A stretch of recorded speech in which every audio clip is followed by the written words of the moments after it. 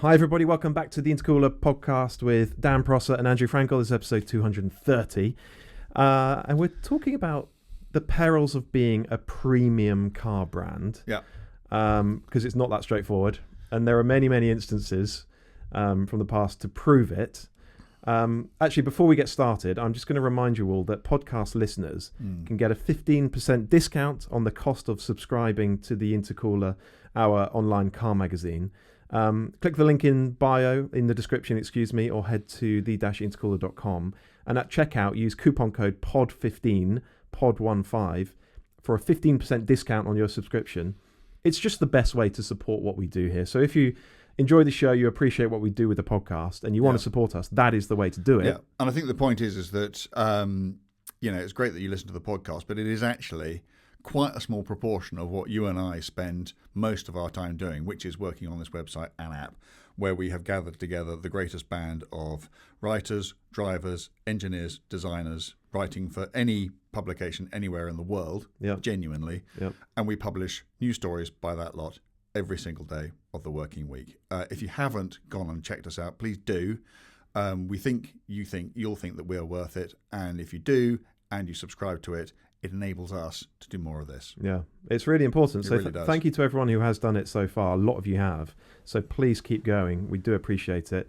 And if you subscribe now, you get unlimited access to everything we've ever published. That's 1,200 stories, something like that, 2 million words. 2 million words. Enough to keep you busy for a while. And there are no ads. It's unlike anything else, actually, in our little world. Which is why we did it. Which is why we did it. So please do consider subscribing and using POD15 at checkout for a 15% discount. Okay. Thank you. So we're talking really about three marques. And there are real similarities, real parallels between these three marques. Yeah. Jaguar, Alfa Romeo, Maserati. So these are premium brands. But they've all had their troubles. Yeah. Even right now, you could say they're all having their troubles. Yeah. Do you know what? I often think that Maserati is just the Italian Jaguar, or the other way around. You could the similarities between them two in particular are really striking. Yeah.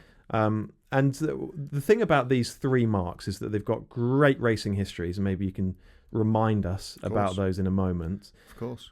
They've got history of building beautiful cars. Yeah. And great cars. Yes. And in recent times, they have all gone after the sort of premium mass market thing. Yeah. Building a lot of cars, trying to churn them out, really trying to chase the BMW, Mercedes, Audi market, because clearly, if you can do it, lovely. I mean, those are manufacturers who all make well over 1 million cars a year. Great fun. Huge margins, huge volumes, equal huge profits. It's hard to get there. But it's hard to get there. Even with a great brand, a great marque. Yeah. It's very, very difficult to get. And in fact, Jaguar has said, enough, we're not going to do that anymore. Yeah, low volume. It's relaunching itself very, very soon as people keep saying a sort of Bentley rival. And we know that the cars are going to cost between £90,000 and £140,000, so a big step up. Yeah, but it's still actually a bit below where... it's not quite. A bit below where Bentley are. Yeah. And maybe that's the opportunity. Maybe they have spotted that gap as being somewhere, beneath the Bentley and certainly, Rolls-Royce or anybody else. But it's still... I think it's still a hell of an ask. So how are we going to do this? Are we going to go one by one? And I think we should talk about their motorsport pedigree. Okay. All of them. Yeah. And to put you on the spot, yes. Does one of them stand out above the others in terms of success in motor racing? Yeah, I think Alfa Romeo does. Really? Yeah. Oh gosh. Oh, I'd have said Maserati. No, I think Alfa Romeo because my interest goes way back. If you look at what Alfa Romeo was achieving with cars like the P2 and the car that people think of the P3 was actually called the Tipo B in the 1920s and the 1930s. Until the Germans came along, until Auto Union and Mercedes came along, they were absolutely the cars to have. In the Enzo Ferrari years and before. Exactly, in the Enzo Ferrari years, exactly right. And then in the what we call the voiturette racing, so the sort of 1.5 litre cars that raced immediately before and then became the new Formula One in the early 50s, Alfa Romeo was. So the Alfa Romeo 158, I think first started racing in about 1938, and it was still good enough to win a Formula One World Championship in 1951. Okay, so the only year that the F1 Championship has ever been won with every single race won by the same manufacturer is 1950, the first one. Wow. And it was Alfa Romeo and the 158 that did it. And this was a pre-war design. Now, actually, it wasn't that uncommon. In fact, most of the things that raced then were pre-war designs because there hadn't been time to design proper racing cars post-war. But in terms of absolute, utter dominance of racing, of a kind that we may never... Okay, I mean, statistically speaking, because there are so many more races in a Grand Prix season these days, you can show that, that Mercedes or Red Bull or whoever won far more races. But basically, in 1950, certainly... if you went Grand Prix racing, you were just basically, and also the other problem was that they Alfa Romeo tended to turn up with like sort of 4 cars, and they didn't go wrong very often. So the best you could hope for was to end up somewhere in the midfield. I mean, utter total dominance, and it was really only the great moment when it all kind of started to collapse was the British Grand Prix in 1951, when Ferrari, using a naturally aspirated 4.5 litre V12. Very cleverly realised that you don't have to build a car quite as fast as an Alfa. You just have to build one that uses a lot less fuel, and the time you spend the time you save in the pits doing fuel stops was enough. And Ferrari won that race. And at the end of that season, Alfa Romeo quit Formula One and haven't won a Formula One race since. Oh, it's amazing, isn't it? Whereas Ferrari went on to be Ferrari. So I think in terms of absolute dominance in the immediately pre and post-war era, Alfa Romeo, best both Maserati and Jaguar, certainly. Wow. Gosh. I mean, so should we talk about Maserati? Well, yeah, and the sort of perception now, whether we're talking racing or road cars, is that it's a poor man's Ferrari. Yeah. But actually... there was a time, for a long time, when Ferrari was the minnow compared to Maserati. Yeah, absolutely, and Maserati tended to be the opposition to Alfa when Alfa Romeo were out there winning everything. And in Grand Prix racing, after Alfa went, there was a period where there was a 2 litre formula in 1952 and 3, which Ferrari basically won almost unopposed. The only opposition did come from Maserati. And then when the 2.5 litre formula came in 1954, before Mercedes came and spoiled the party, Maserati had this thing called the 250F. Yeah. One of the most beautiful, and certainly to drive. And you have? I have. Whoa. Yeah, I have. Wow. The most confidence-inspiring Formula One car you could imagine driving. Formula One car which... demands to be skidded about. There are those incredible pictures of Fangio going down the hill at Rouen in 1957 with a dented nose. And if you've been to Rouen and you've seen the curves he was coming down, hurtling downhill at, 120 miles an hour, fully lit in this thing. To me, they are some of the most iconic images in all of motor racing. But anyway, so the 250F... was, if you weren't Mercedes-Benz and you weren't a works Mercedes-Benz style, that's what you had, that's what you bought. So, Sterling Moss made his reputation in a 250F in Formula One, and which was a private car bought for him by his father. And if he hadn't done that and raced that, then Alfred Neubauer of Mercedes-Benz would never have noticed him, and he would never have been picked up and become a Mercedes-Benz Formula One driver. That car was so good that in 1957, 4 years after its debut season, and after Mercedes-Benz had long since retired from racing, it was still good enough to deliver Fangio his 5th world championship. Wow. So, an amazing car. But, Maserati, it won stuff in sports car racing. It never won Le Mans. Oh, no. No. Alfa Romeo never won Le Mans post-war. But of course, that's what Jaguar is absolutely known for. Yeah. Those string of victories in the 1950s, 51, 53, and then a hat trick from 55 to 57. Although the last two of those weren't works cars, they were private cars. I guess if you take the view that Bentley sort of puts Britain on the motor racing map with its victories at Le Mans in the 1920s, then Jaguar completely consolidated that position in the 50s with the C-Type and with the D-Type. And where Jaguar was so clever was because they never had a proper racing engine. They had the XK engine, which was built and designed in the late 1940s, but it was a road car engine. And it was all they had in which to go racing. Yeah, you told me you can get an XK in a hearse. You absolutely can get an XK engine. Well, you probably can't anymore, but there was certainly absolutely. And the XK engine, it was used to power limousines that carried royalty around the place. It was used for hearses. It was used for saloon cars. It was used for E-types. It was used for Le Mans winning sports cars. The most versatile engine in history. And someone's now going to come on and say, no, that's the Chevy V8. But whatever.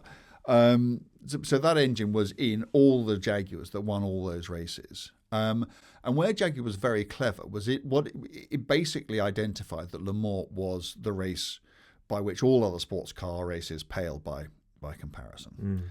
And it didn't really matter if you didn't win at the Nürburgring or the Targa Florio or any of the other, because if you won Le Mans, that was it. You were made. And so, not having a proper racing engine was a massive hindrance because Ferrari were making these bespoke V12s and everything else. And so what they realized was what you actually need is an incredibly reliable car and an incredibly aerodynamically efficient car. And the thing about the C-Type and the D-Type is they are, they're absolute icons of sort of sports car racing history. But in fact, they didn't win very much. Well, I was going to say, so apart from Le Mans, They won the Reims 12 Hours once. They might have won Sebring. Yeah. But they weren't, away from France. But not a Targa Florio, not a Mille Miglia. Oh, God, no, absolutely not. No, absolutely nothing like it. No, nothing like that. No Carrera Panamerica. No, nothing at all. Wow. No, they won Le Mans and occasionally the odd thing elsewhere. But they were just designed for Le Mans. And they were designed with bodywork that overcame the power deficit that they always had. And also they tended to hang about a bit. They tended to be there at the end because they were very, very strong. And that's how they did it. It was really clever. Now, they did other things too, to make up the deficit. Disc brakes, which, probably certainly contributed massively to the win in 53. And then, in 54, they came second against a V12 Ferrari with massively more power in the prototype D-Type. And then 55, 6, 7, disc brakes, incredibly efficient. But if you drive, as if it's sort of like an easy thing to do. But, D-Types are not, they're amazingly effective at doing one thing, which is getting around Le Mans really, really quickly, because it requires a very certain specific suite of abilities. Which don't actually, you basically require a very high top speed and really good brakes. And that's what they had. But they were never that great through corners, which is why they never excelled at the Nürburgring. They never did anything. I'm not even sure Jaguar ever entered a D-Type into the Targa Florio. I'm fairly sure they didn't, because they knew they were on hiding to nothing. They did send one down to the Mille Miglia once with Sterling and Norman Dewis in 1952. But that was really only because that was just a test bed for the disc brake. They wanted to put it through the disc brakes through the toughest trial that they could possibly get. And actually, because Sterling was driving it, they actually got up to third when the thing broke. But that wasn't a proper works effort or anything. So no. So what Jaguar did, which was amazing, but whereas a Mercedes with the 300 SLR, could design a car which could win them all, which it would have done in 1955 had the terrible accident not happened, without any question at all. Mercedes would have won that race. But it also won the Targa Florio. Yeah. It also won the TT in Northern Ireland. So Mille Miglia. The Mille Miglia, obviously, with Sterling and Jenks. So they designed a car that could win anything. Jaguar designed a car which could win one thing. And so unlike the Italians, Maserati and Alfa Romeo, Jaguar does have more recent racing heritage. Yes. Le Mans again. Le Mans again in the Group C era. In the Group C era, yeah. And again, a very clever way of going about it. Although, to be absolutely fair, the XJR, particularly the XJR8, actually, which didn't win Le Mans, but was utterly dominant in the championship right around the world. The XJR8 won it. In fact, I think the only place it didn't win was Le Mans. But of course, that was a program which was paid for by Jaguar, but conducted, the cars designed, engineered, built, raced, everything done externally by Tom Walkinshaw Racing. Yeah. The only thing that Jaguar actually supplied were blocks for the engine. Everything else was a Tom Walkinshaw creation. I personally don't have a problem with that at all. I think it's a very, very canny way of going about it. If you look at how Bentley went racing in the early part of this century. Bentley didn't supply any bits to it. I think they might have had a door release from the inside of a Mulsanne or something, just so they could point to one thing. Actually, we did that. But they contracted it out to people who know how to do that sort of thing, and very sensible. Well, that's just how it works. Exactly. Yeah. And that was great. And we were all there. I was there in 1988. Cheering them on. I'll never forget the crowd from that race because, if you remember, it came on the back of, I think Porsche had done 7 consecutive wins in the race from 81 to 87. And Porsche had built one very special 962 specifically to try and head off the Jaguar threat. And it's awful, but when that Porsche ran out of fuel and it came into the pit lane being pushed by, on the starter motor being pushed by the crew, the cheers from the crowds. And then when, the Jaguar had 5 cars in that race, and I think 2 of them went out quite quickly. And the one that actually won, Andy Wallace and Johnny Dumfries and Lammers? Jan Lammers, exactly. I think Jan was actually in the car at the end of it. And the entire gearbox was basically hanging by a thread. Well, not that we knew that at the time, but when that thing came over the line, it was just absolute pandemonium. One of the greatest moments in sports car racing I've ever seen. Yeah, wow. And they did it again in 1990. And so, they came back and they cemented it. And as you say, it's much more recent than anything that Maserati or Alfa Romeo have done. So they've all been involved in racing very recently and still are. Formula E, Jaguar Constructors Championships. Yeah. So, I mean, it's not to be sniffed at. And Alfa Romeo knocked about at the back of the F1 grid for a few years. Well, cars with Alfa Romeo badges on them. Yeah. But we're not talking winning Le Mans, winning F1 championships. Those days appear to be gone. And Jaguar did try in F1. Yeah. The less said about that, maybe the better. Yeah. I mean, I was there for that first ever race at Melbourne in 2000 because they'd bought Stewart, hadn't they? Yeah. And Paul Stewart was still the team principal. And I can literally remember walking out of the aircraft at Melbourne Airport and the gangway, the jetway you walk along. It was just Jaguar sponsorship all the way along the jetway as you got off the plane. And they appear basically to have sponsored the entire city. And that weekend didn't go exactly to plan. And, it was terrible. It was just, were there 5 years they were in it for? Oh, I don't know. I think it was 2000, 2004. I think they did 5 seasons before it turned into Red Bull, a rather more effective team called Red Bull. Yeah. But that was, I mean, okay, is that symptomatic of the problem that has dogged Jaguar for so long, that for so long it has just tried to be something that it isn't? Whether it is trying to be a 3 Series rival or a 5 Series rival or trying to be a Formula One team, what it hasn't done is looked back over its history and learn the lessons of that past, learn the lessons and learn what people expect and above all want a Jaguar to be. Yeah, I think you're right. I think you're probably right. It's interesting. So before we move on to discuss the individual marques and perhaps where they are right now and what lies in wait in the future, should we just remind the listeners about the road cars that these marques have produced? Yeah. The sort of highlights. Yeah.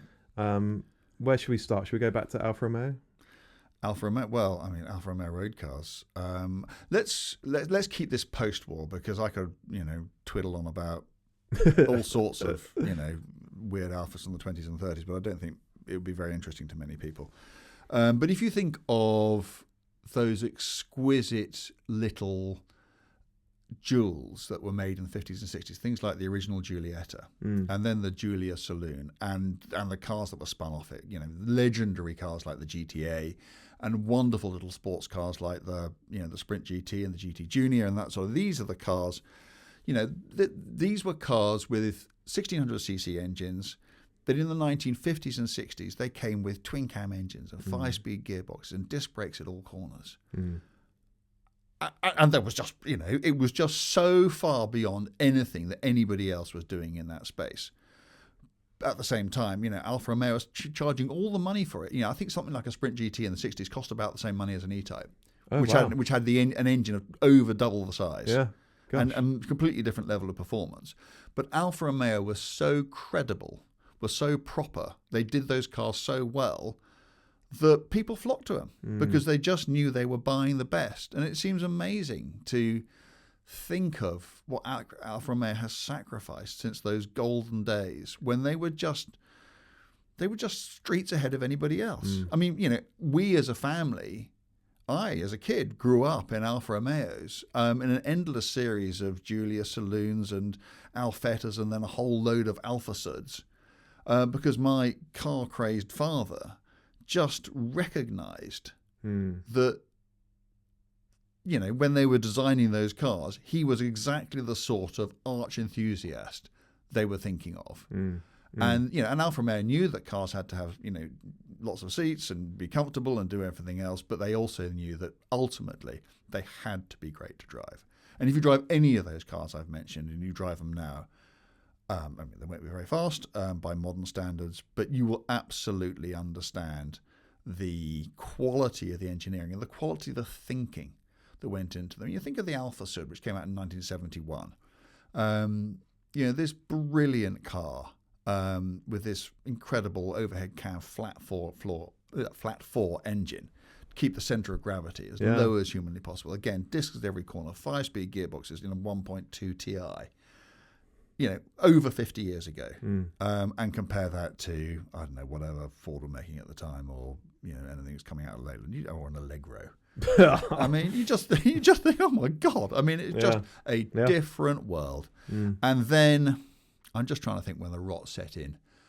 I guess it would have been the early 80s, about 40 years ago, and they just started. I think they were probably chasing sales, and they probably were making cars which were quite expensive to build, and so they compromised and they made more mainstream cars. They became more like everything else and less like Alfa Romeos. And I don't think they've ever. I mean, there have been some high points. So there have been some truly great Alfa Romeos over the last 40 years, but I mean, just a tiny, tiny, tiny fraction of the number that there had been, or indeed the number that there should have been. And I, as someone who has, as I say, literally grew up in Alfa Romeos, and I've driven them and owned them and raced them, it saddens me. Well, and also, I love it. I love the brand. And a lot of the recent cars, particularly the very high performance stuff, should have been so much better. The 4C should have been a hell of a lot better than it turned out to be.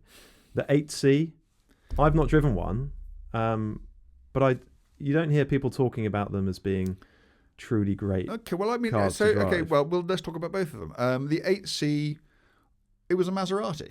It was a cut down Maserati. I think I'm right in saying that when you needed your 8C service, you had to go to Maserati dealer, not an Alfa Romeo one. It was a pure rebadging job. Yeah, and I thought it was great because it looked gorgeous. And it drove well enough. It was a big, brawny rear drive V8, lots of power, and looked amazing. And given all the stuff that had come from Alfa Romeo before that, this was a big step up. I mean, a big, big step up. And so I actually felt quite well disposed towards it, while at the same time completely acknowledging that actually if you put it up against, I don't know, something like a 911, forget it. 4C, it's such a sad story. When I saw it on a show stand, I thought I just want a bit of that. Yeah, I think you inquired, didn't you? I inquired. Yeah, in fact, I made an inquiry on the stand because I thought a mid-engine carbon tub Alfa weighing whatever they thought it was going to weigh at the time, 790 kilos or something. I just thought, this is it. This is the moment that Alfa Romeo finally turns it around. So I made an inquiry, And it was only when I wandered onto it was actually a Ford stand later in the day, and the PR man from Ford came up to me and said, I hear you've ordered a 4C. That's just ridiculous. And I just thought, well, that's it. That's just ridiculous. And so I never made any more of it. And actually, the real sadness is I'm glad I didn't. Because I would have bought I think it is fair to say it was a poor car. It's certainly a massively disappointing car. And I think, why was it like that when the raw ingredients look so good? And I think it is down to hubris. I think it can only be explained by Alfa Romeo thinking that they could do this, despite the fact it was the kind of car that they hadn't engineered for. Well, they'd never engineered a car like that, or tried to engineer a car to the kind of standards that a car like that need to be. If they had just said, well, there's a spectrum here. If they'd just gone to Lotus and just said, do this car for us, as Aston Martin did with the original Vanquish, I think it would have been utterly incredible. I think if they'd gone to the other end of the spectrum, I think if they'd gone to Lotus and said, right, here we go, one day with this car, just give us your thoughts, it would have been wildly better than it. Wouldn't have been perfect, but it would have been so much better than it was. But, I don't know who actually developed it. I don't know if they did farm it out to some other agency or whatever, but I can't remember a car that last made less of the raw ingredients that had been given. Yeah, so our contributor, David Tuig, fantastic writer, and it's not even what he does for a living. Annoying, isn't it? He's a car engineer, and he was chief vehicle engineer for the Alpine A110, so he knows about these things. He benchmarked the 4C heavily, and his opinion is that very early on they took this decision to go with unassisted steering. Yes. Because they were adamant this was going to be a very lightweight car, so that wouldn't be a problem. Yeah, and it was the pure thing to do. Yeah, it's the pure thing to do, the Lotus thing to do. And it would save weight. Yeah. Yeah. But as the project went on, the car got heavier and heavier and heavier. Costs had to be cut. The car gets heavier and heavier again, until ultimately this thing is much heavier than they ever intended for it to be. Because, as we've said before, it's much cheaper to add weight than remove it. Oh, absolutely. Yeah. And so they had to run almost no caster angle. I think I've got this right, David. Sorry. Just so that you could turn the steering wheel at low speeds. At which stage the car's directional stability was... It was all over the place. All over the and place. it really is. On British B roads, it's worth saying actually why we find this car disappointing. You drive on a challenging British B road and you're wrestling the thing all the way. You're constantly correcting the car. Yeah. And it's not because it's sliding, it's just not going where you're pointing it. Yeah. Yeah. And it makes it unsettling. Yeah.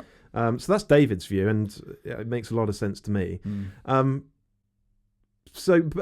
let's move it on. We could talk about Alfa for the hours, couldn't we? But the Maserati road cars then. Let's just quickly trot through some of these. And you're going to mention the Bora and go all misty-eyed. I am going to mention the Bora. Yeah, but actually I do that because to me it's the outstanding one. Yeah. Okay, I haven't driven a Merak, which is like a baby Bora. Right. Looks very similar, but with a 3-litre V6 rather than a 4.7 or a 4.9 V8. And I suspect that's quite good. But all those other Maseratis that people used to get all gooey-eyed about because they were so gorgeous, cars like the Indy and the Kamsin and the Ghibli, the original Ghibli, I've driven those. And, all these things that I say about cars from the past, they need to come with a massive health warning because I can only report on the cars that I drove. Yeah. And as you and I know from various things that we've done with TI, when you get in a car which is actually as good as its maker intended it to be because it's been properly looked after, you can get a completely different perspective if you get into a car that's just been allowed to go a bit soft and a bit baggy. So maybe I got really unlucky with all these cars. I never drove any of those cars which I liked. I didn't drive, when I drove, particularly those ones I started, the Indy, the Kamsin and the Ghibli, I didn't sit there thinking, oh my God, these things are amazing. I just thought that they were slow, dull, soggy, just crushingly disappointing cars. Yeah, wow. And I read all this stuff in the sort of car magazines, and there's always a little bit of reading between the lines because they never actually sort of won any of the tests that they were in, but people were still waxing lyrical about it. And I always sort of thought, I wonder. And then when I drove them, I just think, well, these are really nice cars for somebody else. Somebody who actually doesn't care that much about driving. If you want to swan about the place in a great looking, fantastic sounding Maserati, great, terrific. But if you actually want to get in a car and drive, you and I were driving a Ferrari Daytona recently, which is those sort of cars, direct rival. and a really, really good Daytona. And so you and I know how good a car from that era can be. And if you'd driven any of those Maseratis, you would have been utterly shocked by how bad they were. Wow. Yeah. And then we move from there into the sort of, the bi-turbo era. Yeah. And those cars they weren't good. Some of them were quite funny. They made a thing called the Carif, which I seem to remember was very fast. There was a 2-litre second-generation Ghibli, which is an Italian market only, which had more power than the 2.8-litre car that the rest of us got. I can remember driving that and thinking that was quite good fun. I can remember driving a Spider on a group test, and that was one of the worst cars I'd ever driven. I can remember driving it along, and the scuttle shake was so bad you couldn't see the trident in the middle of the steering wheel anymore. What? It became just a blur. Oh my God. There was so much. And actually we did, it was a long time ago because Chris Harris was on it with me. We did a comparison test with that, an M3 convertible, a 911 and something else. And out of the 4 cars, it came fourth. If it could have come fifth, it would have done. And I can remember getting a call from the head of the company that imported Maseratis into the UK after this story being published, and thinking I was going to get a strip torn off me. And he actually, I won't say his name. He actually said thank you. He said because they don't listen to me, maybe they'll listen to you. Wow, gosh. Yeah. So you did them a favour. I don't know. Quattroportes. Yeah. Like those. Some of them. Which ones though? What God, era? I can't. So the sort of blimey, the sort of the first one was beautiful. It wasn't a great car, but it was just, and actually because it's a 4-door saloon, you can forgive it all sorts of things because it's not meant to be that dynamic. Yeah. And when was it? A sort of mid 1990s car. Yeah. Okay. Yeah, something like that. I can't remember the exact era, but they were really, really nice. Yeah, but there's. But the sports cars that followed, the G3200 GT the and boomerang lights, look cool, but yeah. I remember driving a Spider and similar. Just couldn't believe how flaky the thing felt. A 3200 GT Spider. Or it's the later Turismo. one. I can't remember. Not a Gran Turismo. It was certainly the boomerang rear lights, or the one that came immediately after. Exactly. Yeah. The related car, and it just felt like it's going to fall to pieces. It just wasn't very nice at all. And then you don't really rate the Gran Turismos that came a bit later, do you? No, I did a big tour of the UK in a Gran Turismo not that long ago. Beautiful looking car. I mean, stunningly good looking car. And the observation I tend to make is that a car that is better to look at than it is to drive is a car that's at its best when parked. Which isn't really what a car is for. I'd almost make an exception for that because it was such a thing of beauty. I did. It's one of those. I don't really, I'm not someone who's obsessed with looks when it comes to cars, but I do remember just sort of gazing at that. But I can remember the camera car we had on this tour wasn't a great camera car, but it was a Civic Type R. And just every time I got in the Civic, just thinking, oh, thank goodness for that. It was just so much nicer to drive. And also so much faster. Yeah. So much faster. And then they sort of, they completely copped out with things like, the modern Ghibli saloon and that sort of thing, which was, another classic example of falling into the same pit that Jaguar fell into, of trying to be like the German premium brands and just not getting anywhere near the mark. No. Yeah. Okay, so the Jaguar road cars, briefly, again, we could do episodes on that alone. On any one of them, yeah. Yeah.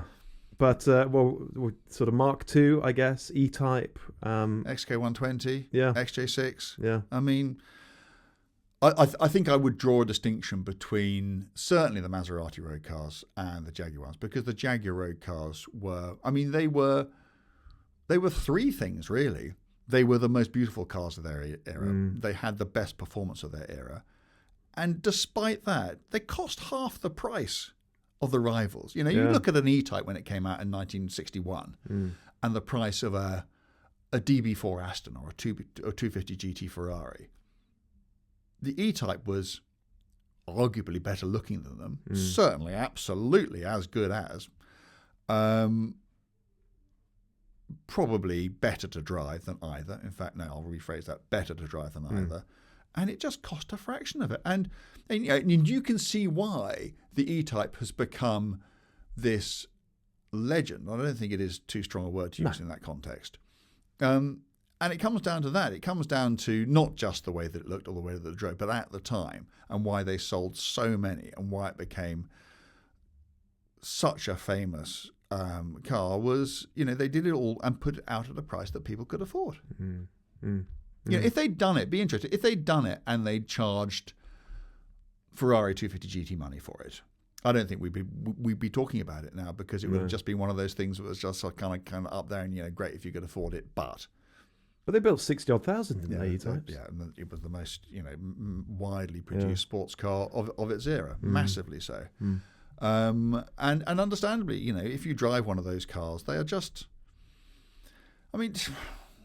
they are great to drive. They sound great. They've got, if you don't get a really early one, which has a thing called the Moss gearbox, which is quite slow.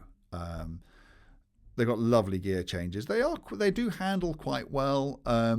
You can see why all these businesses have popped up, just trying to do sort of E-types with the benefit of hindsight, because you do need to, once you've sorted out their brakes and their shock absorbers and done that sort of thing, you can make them quite a lot better quite quickly. But even so, they were just brilliant things.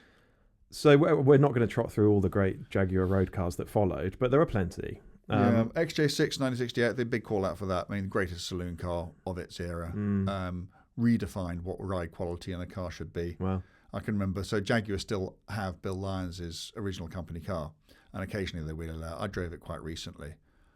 I just couldn't believe how good the secondary ride on that was. Its ability to, and one of the ways that they did it was they engineered the rear axle to move backwards, so it would just give a bit when just it hit absorb a bump, a bump, rather than just put it into the over body. it. Yeah. And okay, they were set up incredibly softly, and so they tended to roll about a bit. But if you're driving for that sort of car, for that sort of car, I think that I reckon that if a modern Rolls-Royce engineer went and drove that 1968 Mark 1 Series 1 XJ6, they would be pretty blown away by how well it rode.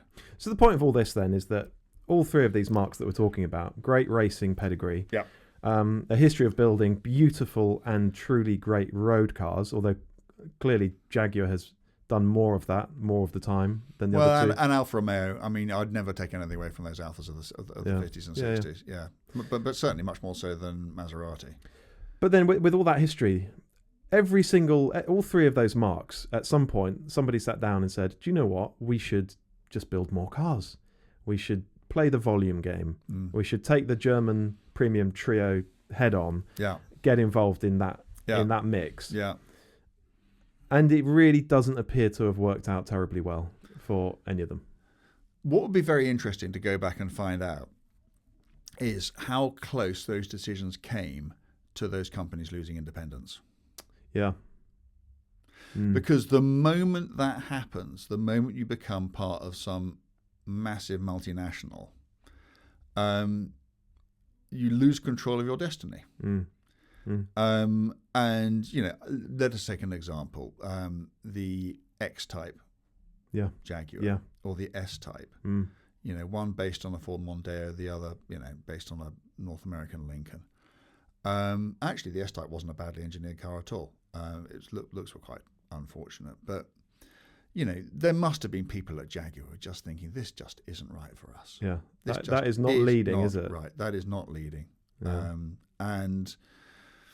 And the problem is that once you do that, once you commit to building cars in those sorts of volumes, and you go through all that, it's a very difficult egg to unscramble. It's also a double-edged sword, isn't it? Because we often talk about the likes of Aston Martin and McLaren being independent marques and not having the protection of a big multinational OEM, its arm around you. Yeah. You want that arm around you, but you want the parent company to allow you to do what's right for you as well, don't you? Yeah.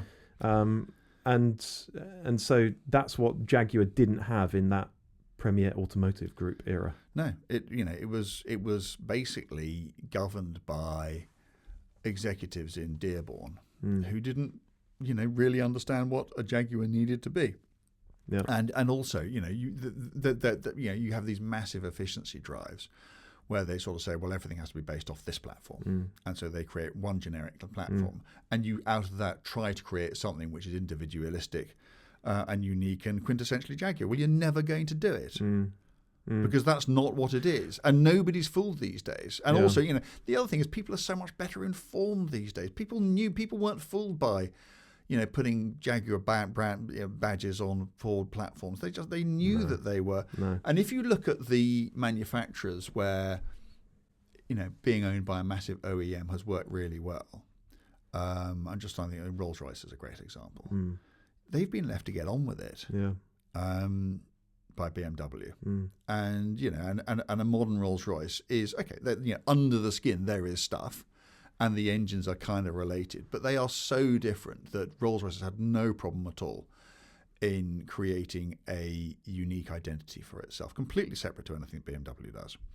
And I think that if you think of all those Alfa Romeos that got produced in the 80s and the 90s and the 2000s. Which were just, recycled Fiat, this and that. It's sad. It is sad. Yeah. I mean, there are one or two decent cars came out of it, but not nearly enough to, propel those manufacturers back to, frankly, where they belonged and where they always had been. So let's look ahead then. We know that Jaguar is reinventing itself right now. Yep. We spoke a bit about this in the last episode, so we don't need to get too drawn in. Yeah. But there is a concept coming at the end of this year that will preview the 3 showroom models that will arrive over the next 3 years. Yeah. They're going to be more expensive. They're going to be built in lower volumes. They're going to be electric. And so the point about this is that Jaguar is essentially moving out of the mass market space. Yeah. Which is probably...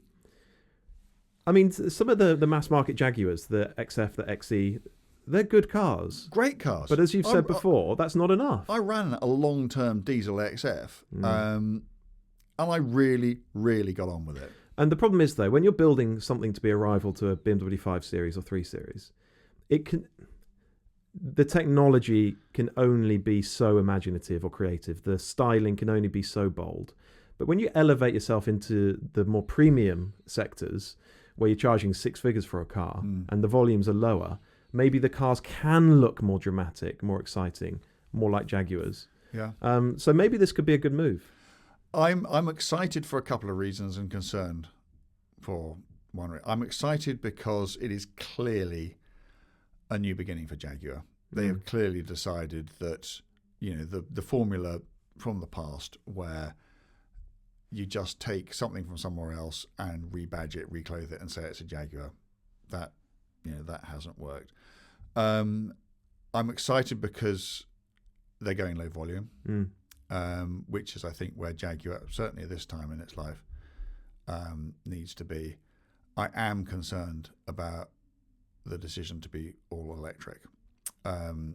And this is absolutely not me going on a bit of gratuitous EV bashing. It really isn't. Not this time.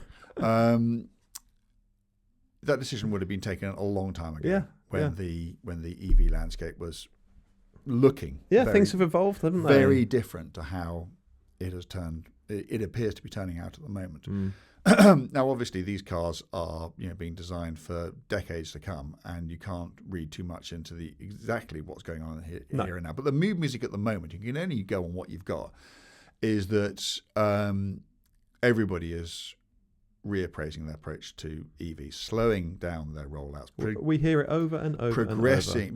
Prolonging the lifetimes of their ICE cars and their hybrids, because there is genuine concern that people are not convinced by EVs at all price points. I actually think that when the new generation of sort of sub 30 grand EVs comes along, I think they will do very well and will deserve to do very well. But in the premium space, it really worries me. Yeah, it really worries me because without the demands, they're stuffed, aren't they? Oh, they've had it. And the other point I think is particularly true with Jaguar, and I don't know this, so this is pure assumption on my part, but you've got a runaway success like Land Rover is with its Range Rover and Discovery and Defender sub brands. Sooner or later, and this is clearly the last. Well, to me, it appears to be the last chance saloon for Jaguar. They've stopped everything else. They're cutting production of all their cars, and basically, I think what they're trying to do is draw a line in the sand and say that was then and this is now. This is the new Jaguar. Forget everything that's gone in the past. This is who we are, and this is what we do. And if fundamentally underpinning all of that is something which people don't really want and don't want to be spending, £100,000+ on, which is EV architecture, it's really hard to see how they can cut through. And I hope to goodness I'm wrong about this. And maybe they have much more foresight than me, and maybe they can say, yes, of course, this was always going to happen, that, the early adopters would get into EVs, and then there would be this period of sort of EV agnosticism before, the inevitable became obvious and people just said, okay, fine, it's going to happen, so let's pile in. And maybe. And let's hope that's right, because I wish nothing but the best for Jaguar. But it does concern me. And just because you're a great storied marque doesn't mean you have a God-given right to survive forever. Marques have died all the time. Yeah. Saab. Saab. I mean, Saab is the absolute prime example of how, chasing the market, rebadging inadequate product developed elsewhere. I mean, General Motors' stewardship of Saab was utterly shocking. They took one of them. I mean, to be honest with you, I've never been a great Saab fan. I'm still not. But they were a truly individualistic brand. Yeah. Almost iconoclastic in their desire to do the other thing. And they built these really quite interesting, quirky cars that appealed to a small but very loyal and probably quite an important subset of the automotive community. And General Motors thought, well, forget all that. Forget all the reasons that people have bought Saabs in the first place. We know better, and we're going to turn them into something else. And that was the end of Saab. Yeah. So it can happen. Yeah, Rover, yeah, it happens. All sorts of it, and all those, further back, all those great British brands. And people will laugh when I call Austin and Morris great, because, we sort of associate them with cars which weren't great, but they were once wonderful things. And Riley and Triumph and, all these other things. There is no car company has a God-given right to exist. No. So to wrap this one up, we need to look at the sort of here and now and maybe the immediate future for the Italian marques. Alfa Romeo. So actually, sort of a little bit of a resurgence at the moment. 2023 was a very positive year, but off the back of, frankly, a couple of atrocious years. Yeah. So in 2023, says Alfa Romeo, it posted the strongest global growth of all premium marques, excluding the EV-only brands. So Alfa Romeo ended 2023 with overall sales up 30% and in Europe up 46%. And this is partly because of the smaller SUVs that have arrived, the Tonale and now the Junior. So those models. Okay, so the Junior is only just starting to come on stream. It's only just, yeah. So there's probably going to be more good news from that point of view, sales volumes for Alfa Romeo. Well, hopefully. Now. I mean, and particularly, as I said earlier, I think that affordable EVs should do really pretty well. Yeah. So here's really hoping. So there's positive news there, and you can still get quadrifolio versions of the Stelvio and the Giulia, and there is the 33 Stradale as well. Very low volume supercar, EV and ICE versions. So we need to keep an eye on Alfa Romeo, but some positive things happening there. Yeah, more so I think than Maserati. I think that Maserati. I mean, it's really not doing very well at all at the moment. No, really struggling for sales. Yeah. The old models like the Levante SUV, the Ghibli and the Quattroporte have been phased out. Yeah. Now there's the Grecale SUV. Grecale's not bad, Is it? Yeah. I've driven it, and as long as you don't spend much money on it, the more money you spend on it, the less convincing it becomes. But a base spec Grecale, if what you want is a sort of mid-sized, premium-ish, quite stylish SUV. I'll go and take a look at it, because I think it's actually quite a good thing. I mean, it's not quite a Macan, but it's not far off. Interesting. Yeah. It's a bit different, isn't it? I was really quite taken with it. In that context, I'm not a sort of mid-sized premium SUV kind of guy, but if I were, I'd be looking at it. And so the So that's quite interesting. Grecale sounds like a decent car. New Gran Turismo. Have you been near that? Nope. So it looks good, but it's going to have to be a hell of a lot better than the old version to stand up. And that comes in EV and yeah, it does. I've seen some reviews of was it the Folgore, the EV one, which weren't exactly glowing. Oh, blimey. Then there's the MC20 supercar, which is apparently a very good thing. Driven it. Yeah. Loved it. Yeah. I don't know if they're selling. I don't think they are. I don't think I've seen one on the road. No. I haven't actually. That's a shame, isn't it? You know, and again, maybe this is but I mean, it's sort of bottom end McLaren money, isn't it? Yeah. But it's it's a Maserati. It's not a Ferrari or a Maserati, and I think despite Maserati's amazing race history, I think the brand has been devalued by all those diesel saloons, the saloons and that sort of thing. So I don't think people looking for that sort of car, I don't think the name Maserati makes their sort of hair stand on in quite the same way that Ferrari or McLaren does. It has the 3-litre V6 Nettuno engine, which is no relation at all to the Ferrari V6 engine, despite having exactly the same bore, stroke, and cubic capacity.